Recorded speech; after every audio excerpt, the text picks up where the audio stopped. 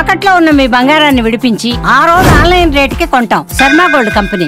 Right, welcome to Suman TV. నేను మీ చంద్ యాదవ్. ప్రస్తుతం సరిగా ఇదే రోజున 1999 జూలై 26వ తేదీన కార్గిల్ వార్ జరిగింది. మనకి పాకిస్తాన్కి మధ్య కార్గిల్ వార్లో మనం విజయం సాధించినప్పటికీ కూడా ఎంతోమంది ఆ విజయంలో మన సైనికులు అసువులు బాసారు, దేశానికి ప్రాణత్యాగం చేశారు దేశం కోసం. సో ఈరోజు వారి గుర్తుగా ఈరోజు విశాఖలో ఎవరైతే ఉన్నారో వారి కుటుంబాలని ఈరోజు సత్కరించుకోవడం అయితే జరిగింది. ప్రయోజకుడు అయ్యాడు, తింటామన్నప్పటికీ వెళ్ళిపోండ్రు, మరి ఇంకేటి చెప్పలేము.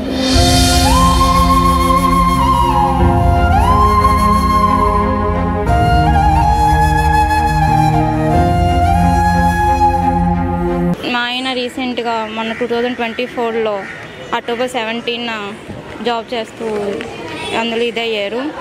ఆయన లే అనే ప్లేస్లో సడన్గా యుద్ధం చేస్తూ చనిపోయారు. ఆ రోజు అది సంథింగ్ మాకు తెలియదు ఏమైందో, సడన్గా మాకు ఇలాగ మెసేజ్ వచ్చింది అక్కడి నుంచి. సో మెసేజ్ వచ్చిన తర్వాత ఏం జరిగింది? ఇంకా మెసేజ్ వచ్చిన తర్వాత మా ఫ్యామిలీ మెంబర్స్ అందరూ చెప్పి సార్స్ ఇలా పలానా నాయుడు బాబు అన్న ఆయన ఇలాగ ఇదయ్యారు, ఇలాగ కార్విన్లో అని చెప్పారు. మా డెడ్ బాడీ కూడా 3 డేస్కి వచ్చింది అక్కడి నుంచి.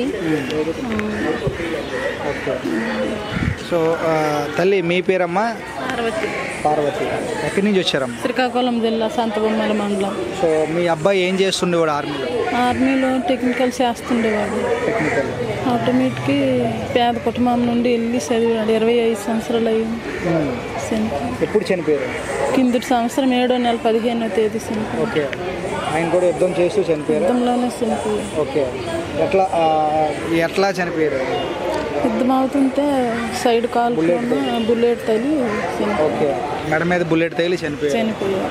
సో ఎట్లా ఉండేవారు మీ అబ్బాయి మీతో? నిజంగా ఈరోజు ఎంతోమంది మిమ్మల్ని ఒక మంచి యుద్ధ భూమిలో మరణించారు, ఆయన ఒక వీరుణ్ణి కన్నారని చెప్పి ఎంతోమంది ఇచ్చేస్తూ ఉన్నారు. సో ఎట్లా మీరు చూడొచ్చు?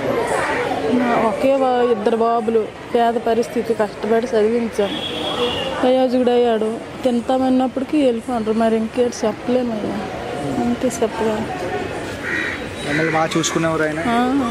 మా అమ్మని బాగా చూసుకోవాలి, తమ్ముడిని బాగా చూసుకోవాలి, అందరినీ చూసుకునేవాడు. అంటే చాలామంది పుడతారమ్మా, చాలామంది పుడతారు, చనిపోతూ ఉంటారు. కానీ దేశం కోసం చనిపోవడం అదొక గొప్ప, అది అందరికీ కూడా అటువంటి అవకాశం రాదు.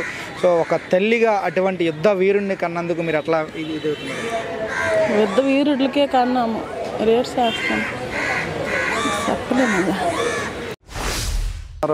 ఈమె భర్త, ఆమె కొడుకు ఇద్దరు కూడా యుద్ధంలో మరణించారు.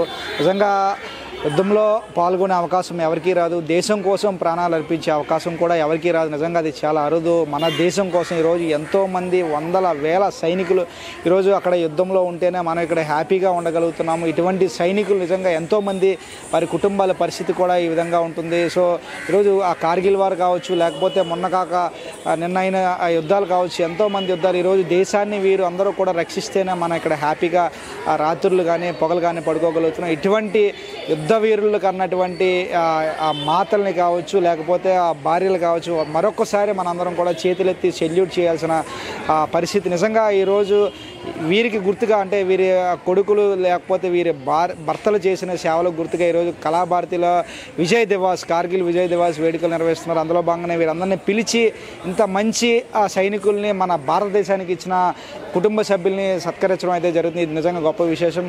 సో ఏదేమైనా చూస్తూనే ఉండండి సుమన్ టీవీ. వీడియో జర్నలిస్ట్ రవితేజతో చందు, సుమన్ టీవీ, విశాఖపట్నం.